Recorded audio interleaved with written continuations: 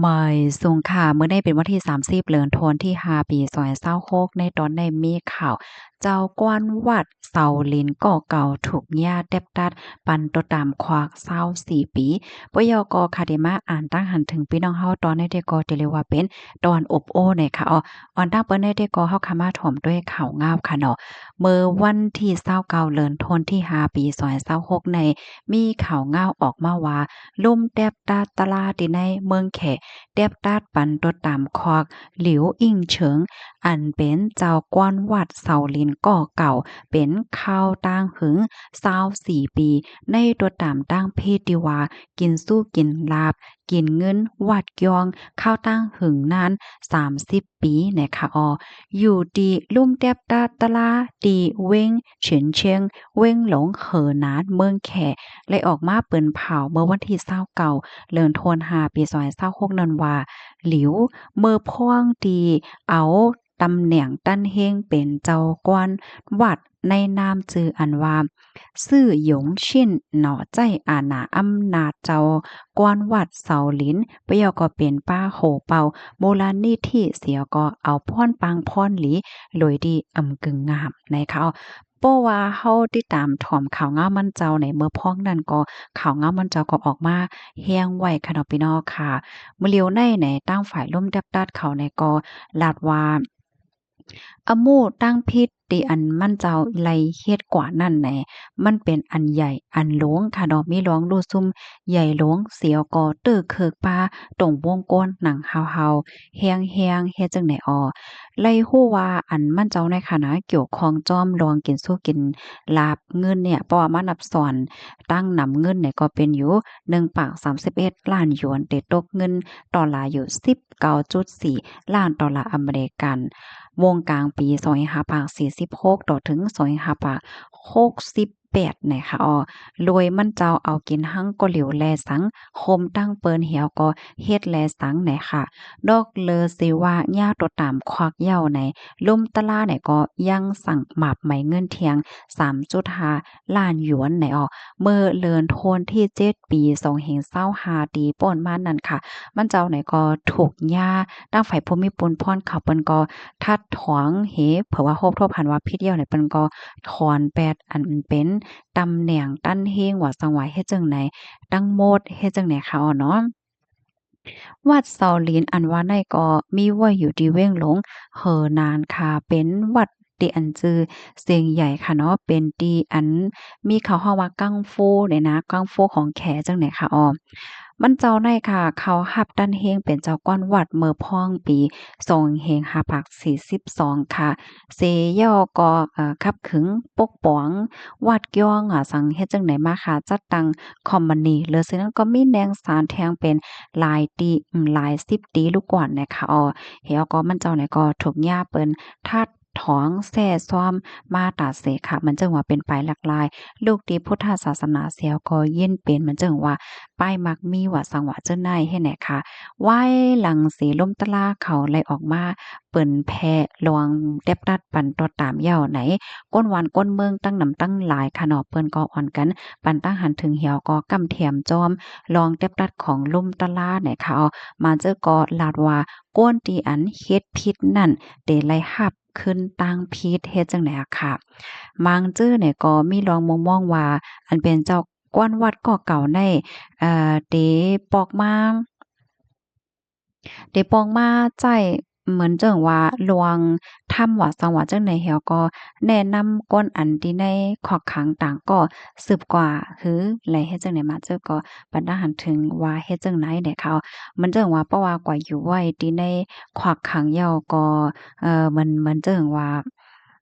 เอาถ้ำว่าหังว่าจั่งใดแช่แหมงเปิ้น5สัง5เฮ็ดจั่งใดกว่าแหน่เนาะก็มีหลายๆก็เปิ้นก็บรรดาหันถึงนั่นค่ะน่ะพี่น้องคะรู้ซ้ำหันถึงจั่งหือพวงเนี่ยค่ะ ข้อมูลตอนให้ค่ะเลยปึงอิงเอามาที่ห้องการข่าวไทย PBS นะคะปยกห้องการข่าว AFP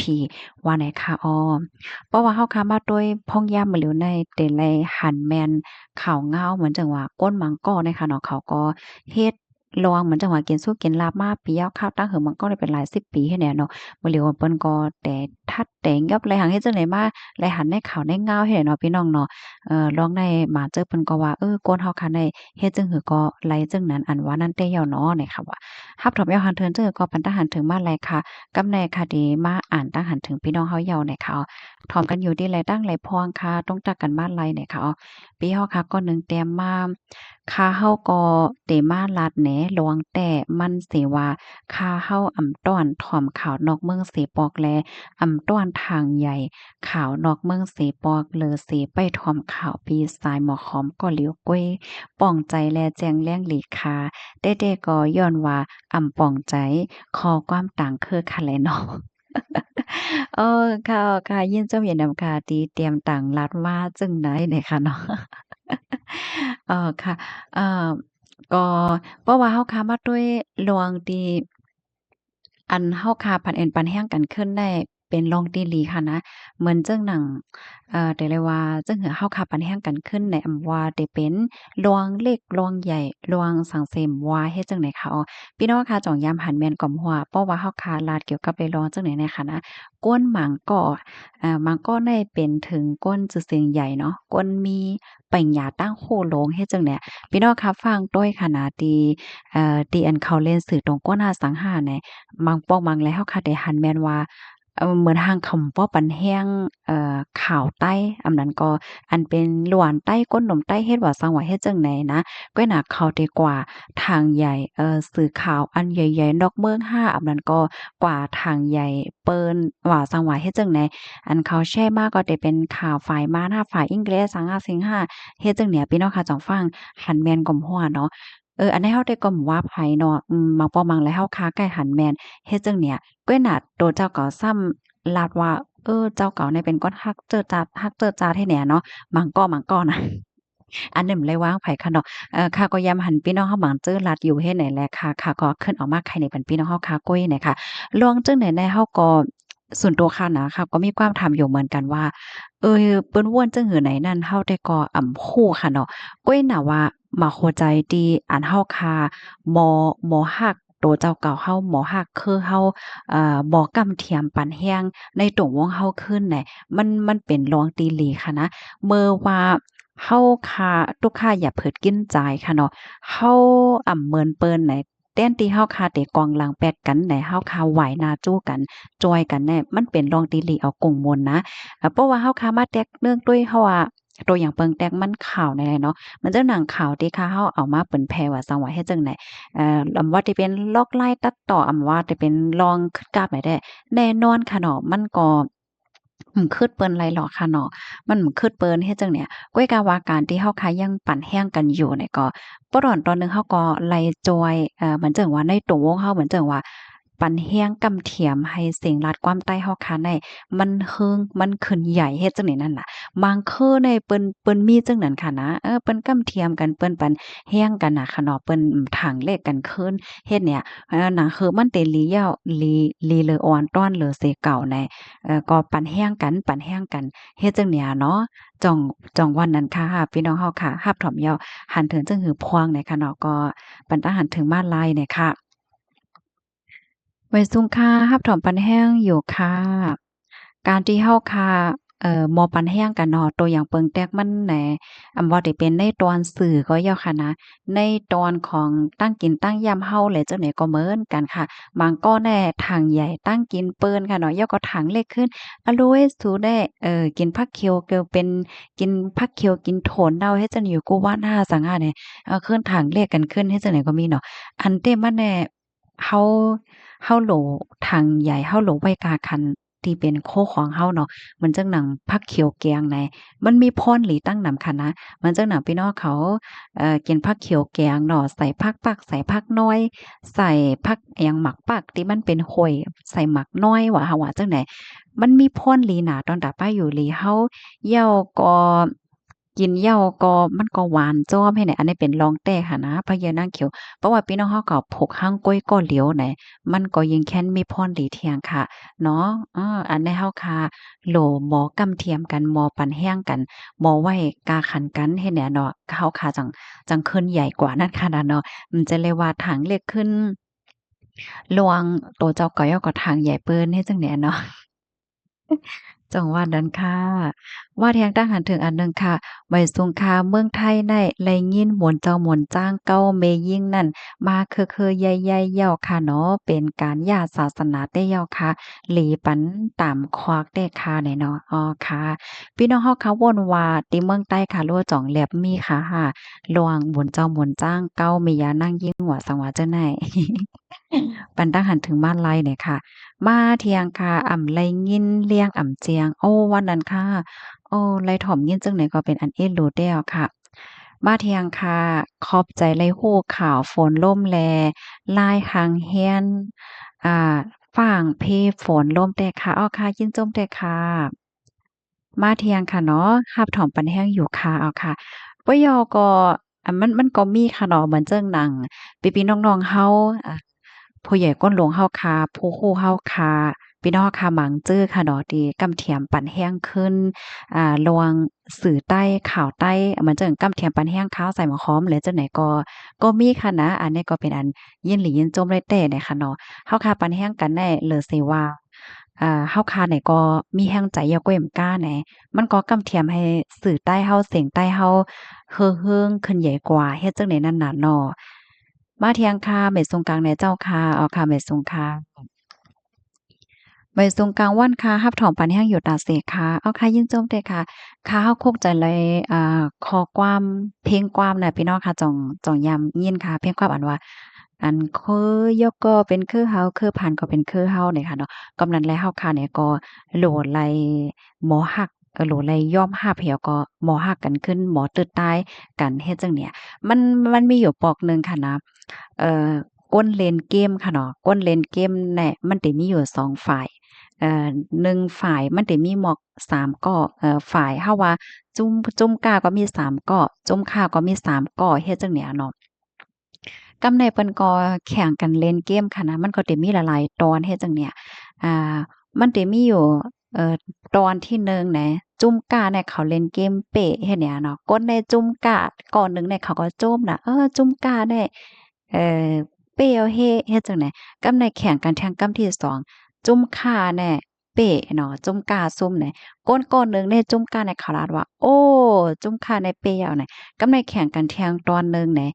จุ้มข่าเขาเนี่ยก็เป้เถียงค่ะเนาะเขาก็เป้กว่าแข่งกันแทงตอนที่3จุ้มข่าเนี่ยก็เป้เถียงให้แหน่ย่อก้นในจุ้มก่าก้อนหนึ่งเนี่ยน่ะเขาลาดว่าอารมณ์มื้อเหลียวแน่เฮาแค่เรียนกว่าอยู่ในจุ้มข่าแค่ว่าจุ้มข่าแน่ ปีอยู่ติ๊กๆเขาลัดจังเนี่ยอันเต้มันแน่จุ้มตัวเจ้าเก่าซุ่มเปิ้นเนาะแต้นที่เจ้าเก่าเตออกใจว่าแค่แลนปลายกว่าจู้จุ้มเปิ้นแหนเจ้าเก่าโหลดไล่ว้วนออกไอเดียเฮาเตเฮ็ดจึงหือหนังหือเฮาเตจังเอาอ่อนเอาจุ้มของเฮาเนี่ยล้ำคึดไล่จุ้มค่าเฮาเตหือแหนมันโหลดเลยมีป้ายว้วนจังแหนมใจค่ะอืม ก้อยหน้าก้นที่อันม่วนเหมือนจังหนังก้นก้อนหนึ่งอันว่าเมื่อไกลได้บางตีบางตอนมันมีเพราะมันมีเนี่ยมันเป็นรองตีหลีใจเลขค่ะเนาะจุ่มเฮาซุ่มเปิ้นเนี่ยมันจะแลว่าโหลเรียนปลายค่ะเนาะเฮาโหลไลโวนเหี่ยวก็ติฮือให้เฮาเป้าเป้ให้เฮาเป้าเป้เปิ้นให้เฮาได้เลยฮือเนี่ยมันโหลเลยมีน้ำใจจังเนี่ยเหมือนจังหนังในวันมื้อนั้น ในตอนแน่เฮาคาตึกเหมือนจั่งว่าเคิดเปิ้นไหนแทนที่เฮาคาเดลี่อายเนาะเดลี่อายหรือหางแหทางใหญ่เปิ้นนี่แล่นกว่าจู้เปิ้นแล่นกว่าทางใหญ่เปิ้นน่ะเฮาโหลมาจอยว่าเฮาได้เฮ็ดจั่งหือน่ะคือเฮาได้ซัมบ่ได้เหมินเปิ้นอันนั้นก็ได้คิดเปิ้นเนี่ยมันโหลมีกวนอันที่มีน้ำใจจังได๋นำๆอะเนาะจ้องแม่นค่ะพี่น้องเฮาต้องตัดกันว่าไรค่ะ ซังอ่ำมีตั้งเลิกแต้ๆไหนเดขำป้ากวักเสย้อนเลียงลูกกล้วยคาไหนเนาะอ๋อนั่นเนาะเนาะเอาลูกโตเจ้าก็อายุ10ขวบในปล่อยไว้ดีตาก้าไหนค่ะว่าแน่เอ๊ะลูกแต้ๆอะเนาะลูกว่าเนี่ยมันไปฮู้สังเนาะตึกก้อนเล็กอยู่ค่ะนะมาเที่ยงค่ะเฮาก็บ่ฮู้จ้อมลองตั้ง ลองลองตั้งเหย้าใจเปิ้นว่าอืมนั่นเหย้าเนาะมันโพดหลายจ้อมลองตั้งเปิ้นจึงหนังว่านั่นเหย้าค่ะกวนเฮาค่ะได้อันเปิ้นวางเนาะกู้สู่กามก้อนหนึ่งและก้อนหนึ่งก็เหมือนกันอันเปิ้นว่าก้นที่อันเกิดย่าปอหลีแม่หลีตรงวงหลีเนี่ยก็สอนว่ากามหลีอยู่เหมือนกันค่ะนะเพราะว่าเกิดย่าพ่อแม่มหลีนาเฮิรนหลีตรงวงหลีเนี่ยก็สอนว่ากามให้เนาะบางปอบางไรเนี่ยแค่ว่าจั่งเนี่ยนะมาแทงตั้งหันถึงอันหนึ่งค่ะ ตั้งหันถึงแต่ย้อนว่าข้านเหตุการณ์จังกว่าขำจ้างบ่เป็นมนต์เจ้ามนต์จ้างอำไลเหตุการณ์ซำไลเงินนั่นนะก้วยอำใจว่าโกเจ้าโกป้าหนังเก่าค่าเนี่ยเนาะอ้อค่ะยินจมตีเตรียมเพิ่มเทียมมาหน่อยค่ะเนาะลวงในก็เพราะว่าเฮาค้ามาด้วยก้นวานเขานั่นก็สอนว่าเขาก็กล้าอยู่เนาะเขาคมกันเหี่ยวก็เหมือนเจิ่งว่าอย่างในแปดค่ะเนาะคับขึงแปดหมุนเจ้าหมุนจ้างเตเอาตื้อต้าเหี่ยวก็ มีลองเฮ็ดตั้งสร้างตีอำลีนั่นน่ะดังเฮ็ดเตอำไลตึกคึกในตรงวงศาสนาเฮ็ดจังเนี่ยเนาะย้อนว่าสังฆาเจ้าหมาเจ้าหมางป้าไหนเปิ้นก็ตั้งใจตั้งข้อตื้อกรรมแต้ๆอะเนาะอ้อค่ะไว้ทรงกลางวันค่ะรับถอมค่ะอยู่ตาเสค่ะแหนมอ๋อค่ะเย็นจมค่ะข้อความอันว่าปลาเน่าหนึ่งโตเน่าตั้งซ่าอันว่านั่นเป็นแต้ค่ะนะเหมือนจังหนังพี่น้องแห่งการยานเมืองอันย่าอยู่มื้อเหลียวแน่ เนี่ยเพราะมันมีข่าวง้าวร้องฮู้ๆไห้ๆว่าเฮาอะเฮ็ดจั่งใดมาเนี่ยก็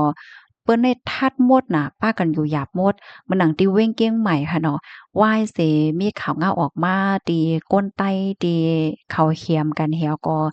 นางก็หนึ่งที่อันรู้สึกสาใจกว่าที่ในของขาดนั่นค่ะนะอ่าว่าเหตุเป็นข่าวจังนั้นมาในอันโลปลิกเขาได้เปิ้นเข่งเขียงกวดทัดตั้งปอตอนนั้นสิเอาก้วยมก้าบ่เหลียวในเปิ้นทัด หลายตีหลายต่างคะเนมือคำว่าในก้อยเป็นข่าวทัดเสียงล้าน เสียงล้านตีเวงเกียงใหม่ค่ะนะมีตัวเล็กใต้เห็นในกัมพี่น้องค่ะไปต้วยเสียงล้านอีหางในจังไหนก่อนเนาะเปิ้นเคียงแข็งทัดเฮียงค่ะเมื่อเหลียวในน้ำ ปยก็เกี่ยวกับเรยร้องได้เนี่ยข่าวสายหมอหอมก็ใครตึกโซนให้พี่น้องเขาถอมข่าวเงาอยู่ตาเสเนาะก้อยกาตอนตาพี่น้องค่ะได้อันทอมอยู่ตาเสได้ก็โอ้โฮคือตันอยู่ยาวค่ะเนาะเมื่อเหลียวในที่ในเมืองไทยแน่เปิ้นทัดแฮงได้แล้วเนาะว่าได้เป็นจอมแสงจอมล้านจอมเสียงแก๊สขนโหเสียงหางเคิงจอมกะจอมซ่าจอมปื้นตีอยู่เศร้าแหละจังเนี่ยปยก็ในนาป้อยจ้าเขาจังไหนเปิ้นก็ทัดค่ะนะญาติทัดยาวหลายตีหลายตั้ง ข่าวก็ออกมานำไปแจ้วเนาะเฮแลมื้อเหลียวในเปิ้นต้วยป้าเหนือออนไลน์ก็เปิ้นนั่นแหละพี่น้องเฮาเขาจื้ออันเตรียมต่างอีสังเนอสื่อตรงก้นว่าหังว่าจั่งไหนจั่งไหนก็ฟังกันพ้องเกาหลีเนาะเปิงลงมันแต่ก็จื้ออันรับเฮ็ดปรับคำเบิ่งอะหยังก็รับเฮ็ดวัดไหวเนี่ยอันเนี่ยเปิ้นปักตาต้วยป้าเนี่ยค่ะนี่อันที่เปิ้นเขายอบมาว่ามื้อซื่นในก็มื้อแตะๆมาในเปิ้นต้วยเหนือออนไลน์ เปิ้นก็ต้วยว่าก้นๆในๆเฮ็ดคลิปวิดีโอลาดเกี่ยวกับไปลองสางโจ้เปิ้นมาเฮ็ดวัดเฮ็ดไหวปยก็ก้นๆในใจวัดไหวอีช้างแล้วโอ้เปิ้นปักตาต้วยค่ะพี่น้องเฮาเขาในที่ก็มาฟังปันกันแย่งก็ค่ะเนาะพอหลีก็เอาป้อเมาก็แปลเฮ็ดจั่งใดนะ ค่ะเฮาแต่หลายใจเฮ็ดข้าวผักน่ะค่ะโอ้ใจห่าเลี้ยวค่ะเพราะว่าเฮ็ดก่อยเฮ็ดมาก็มันก็เกี่ยวเหมือนกันค่ะเนาะมื้อในค่ะนะมื้อไกลในข้าวใส่หม้อหอมเนี่ยก็กว่าซื้อข้าวผักเดี๋ยวก็กว่าหันแม่นจากก้วยค่ะนะโอ้โฮเปิ้นขายอีจากก้วยเฮค่ะนี่นะเหมือนจั่งเมืองเฮาน่ะย่อยๆให้แหน่ค่ะนะที่ใดก็มีเจน่ะค่ะพี่น้องเฮาโอ้โฮตั้งกินตั้งยำแน่ ข้อความอันว่าเว้งหลงในเมื่อกูปอค่ะก่อมป้อโฮติป่องติเปียวมันค่ะเนาะก็นำบ่เหลียวนะคะโฮติปองมาเนาะว่าไอ้เกี่ยงว่าเว้งหลงอันว่าแน่มันมีเจเดียนะเนาะว่าที่เป็นร่วงการร่วงงานร่วงหลายจื้อหลายเปิงป้าแจ่มตั้งกินตั้งยามอะโหลมีเงินแก ใครกินอีหยังก็อร่อยมีกูเบียวจังได๋ค่ะนะอันมันได้มีแสงเขาเฮาว่าแสงล้านเอเชียเนี่ยค่ะเนาะตั้งกินเอเชียได้มีตั้งกินตั้งกินพี่น้องแขกเขาตั้งกินพี่น้องไทยพี่น้องเวียดนามพี่น้องมานพี่น้องอินโดแหละเจ้าเนี่ยค่ะมีมีกูเมียวๆอยู่ค่ะพี่น้องเฮาเขาเพราะว่าตั้งกินเอเชียไหนๆมันก็เต็มป้อปลายเปิงอีหังกันค่ะนะตั้งกิน ใต้เฮาเนี่ยมันก็ได้กินคล้ายๆเหมือนกันเฮ็ดจั่งเนี้ยเนาะเหมือนจั่งหนังอิหยังก็เนงโกอะไรจั่งเนี้ยนะเนงโกว่าย่อก็มันได้มีแทงแองเขาเซียน หม่งยินงาเนี่ยค่ะอันน่ะอันนั้นก็เปิ้นเฮ็ดขายค่ะนะที่ข้าวใส่หมอหอมอยู่เนี่ยมีเป็นหลายเจ้าค่ะเนี่ยเปิ้นเฮ็ดแล้วก็อันไหนทำเปิ้นได้เฮ็ดดีขึ้นบ่เหมือนจั่งว่าเฮาใครกินเนี่ยเฮาก็สั่งทางออนไลน์จังเนี่ยแล้วก็เปิ้นแพ็กขายทางออนไลน์นี่มีเป็นหลายเจ้าค่ะนะข้าก็คองตุ้ยเปิ้นอยู่เอ่อเปิ้นยอก็โถผู้โคจังเนี่ยพี่น้องเฮาโถผู้โคอันพี่น้องใต้เฮากินเนี่ยโถผู้เหลืองเนี่ยนะอันนี้ก็เปิ้นขายป้าค่ะนะโถผู้โคโถผู้ซาวอะสังว่าจังได๋เฮ็ดไหนแน่นะ มาเทียงค่ะจางวาเยี่ยวค่ะเนาะโพยิ่งกอห่ายโพจ้ายกอหมึกโกโวดโกกาม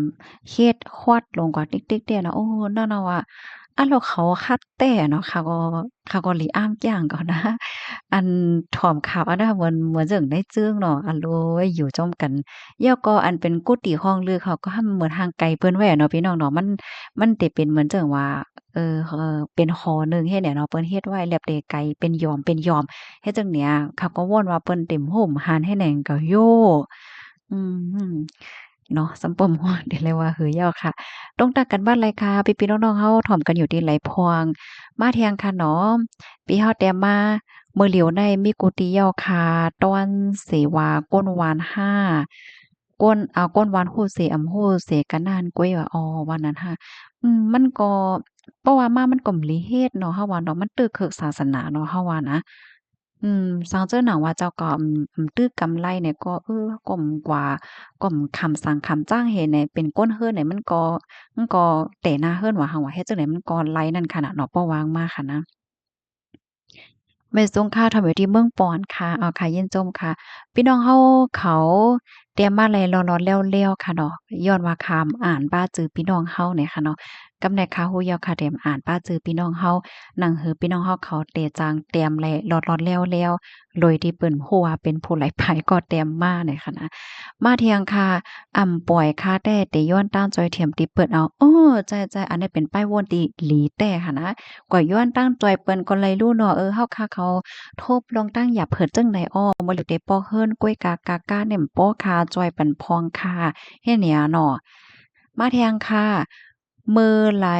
ต่อมือไหลเหย้าแขตื้นลาดอยู่ฝ่ายเลียวว่าไต้หวันนั่นเป็นเมืองอันเดียวกันตั้งเขาอยู่เนี่ยเนาะอ๋อค่ะมื้อเลียวก็มาเฮียงแต่ค่ะเนาะสายงายเงาลายได้สืบเป็นหือกว่าในแท้เฮาค่ะเนี่ยก็สืบไปด้วยกว่าเถียงเฮ็ดจังได๋นะ จึงเป็นนั้นติ๊กๆล่ะศาสนาเฮาอะนั่นแหละก็ซำบ่ฮู้ได้เลยว่าจึงหือเนาะอันใดๆเป็นป้อดอนตอนหนึ่งใกล้คะนะบางป้อบางไรมันก็มี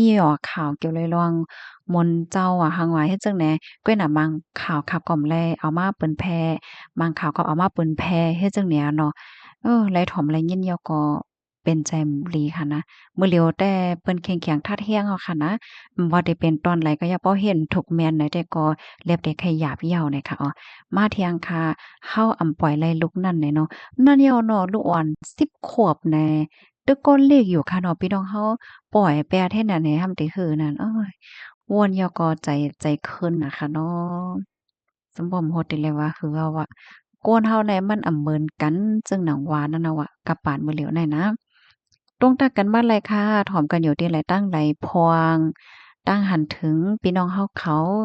ข้าเฮาเนี่ยก็คัดใจมาด้วยกูตอนขะเนาะนางหือ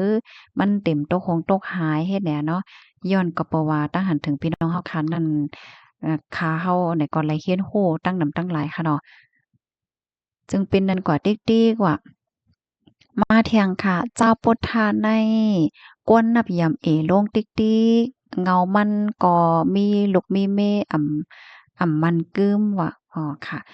อันปีเฮาเตรียมมาจังไหนก็แม่นอเพราะว่าเฮาขามาด้วยในโลกลมฟ้าในหั้นนะในโลกลมฟ้าในมันก็สิมีศาสนาอยู่หลายมิวจังได๋นั่นน่ะเนาะเสียก็เพราะว่ามีข่าวเงาจังได๋ออกมาติ๊กๆเนี่ยก็ยิงแคนเตอร์คือเขานะเนาะยิงแคนเตอร์คืออันว่านั้นยาวค่ะ สำปมโฮดได้เลยว่าจังแต่ว่าฮู้ก็เขาเจ้าแค่นฮู้หลีโยๆเนาะพี่น้องเนาะเป็นผู้ไปป้าศาสนาแหละเนาะเพราะว่างมาก็ผู้ไปป้าศาสนาขึ้นเฮ็ดขึ้นแหน่ส่ำเตหืออันนั้นเนาะก้อยหน้าว่าจั่งว่านั้นแหล้วค่ะมังเจ้ามังป้าเปิ้นก็ตื้อกำลีเนี่ยค่ะก้นวานเขาตีว่านั่นก็น่ะหนังหือเต็มตื้อเคิกต่อ บางเจ้าบางป้าที่อันเปิ้นตื้อกำลีนั่นเขาก็โคมมือกันค่ะนะกว่ากลางขึ้นลึกลงอันนั้นนะเอาเลยเต็งขึ้นตีหนึ่งลงอันว่านั่นยาวขาวนั่น